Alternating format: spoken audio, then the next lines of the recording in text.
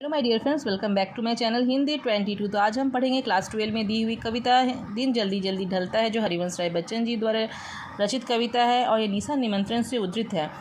ठीक है, तो एक कविता को मैं संक्षेप में बताऊं तो इसमें बताया गया है कि समय जो है परिवर्तनशील है, जो अपने गति से चलता रहता है। तो यहाँ पे एक राहगीर है, पथिक है, जो अपने मंजिल तक अपने लक्ष्य को प्राप्त करना चाहते हैं। इसके लिए वो आतुर है। अपने मंजिल तक पहुँचने के लिए उन्हें यह भय सताता रहता है कि कहीं उसे अपनी मंजिल तक पहुँचने में विलम्ब ना हो जाए, देर ना हो जाए। इस कारण वो अपने कदमों को बहुत ही शीघ्रता से आगे बढ़ाता रहता है और वो चलता रहता है। सारा दिन थका होने पर भी वो अपने मंजिल को प्राप्त करने के लिए जल्दी जल्दी चलता है और उसे लगता है कि समय बहुत जल्दी बीत रहा है, समय बहुत जल्दी गुजर रहा है। दूसरी पंक्ति में बताया गया है कि जो चिड़िया है वो सारा दिन आकाश में उड़कर जब अपने घोंसले की तरफ आने लगती है, घोंसले की तरफ अपने बच्चों की चिंता उसके मन में सताती है।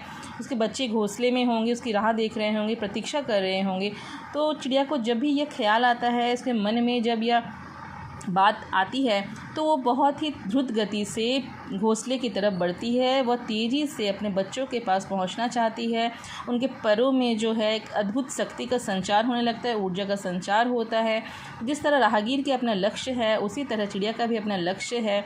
इसी तरह हम सभी मनुष्य के जीवन में भी अपना अपना लक्ष्य होता है। हम सभी को उसे प्राप्त करने के लिए हमारे अंदर भी उसे आकुलता होनी चाहिए, जैसे समय रहते ही अपने लक्ष्य को, अपनी मंजिल को प्राप्त कर सके। तो चिड़िया का मंजिल क्या है? अपने बच्चों तक पहुंचना, अपने घोंसलों तक पहुंचना। और तीसरी पंक्ति में कवि अपने बारे में बताते हैं कि प्रेम अभाव के कारण के जीवन में ऐसा कोई नहीं है जिसे वो अपना समझे, जिसके लिए उसके मन में जो चंचलता उत्पन्न हो।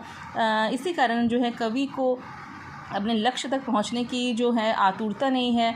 और यह प्रश्न जब उनके मन में आता है कि उनके जीवन में अपना कोई नहीं है, तो उनके मन में निराशा का भाव उमड़ने लगता है और उनके जो कदम होते हैं बहुत शिथिल पड़ जाते हैं, मंद पड़ जाते हैं और वो अपने कदमों को जल्द से जल्द मंजिल तक पहुंचना नहीं चाहता, कदमों को बढ़ाना नहीं चाहते हैं, क्योंकि उनके जीवन में जो है प्रेम का अभाव है।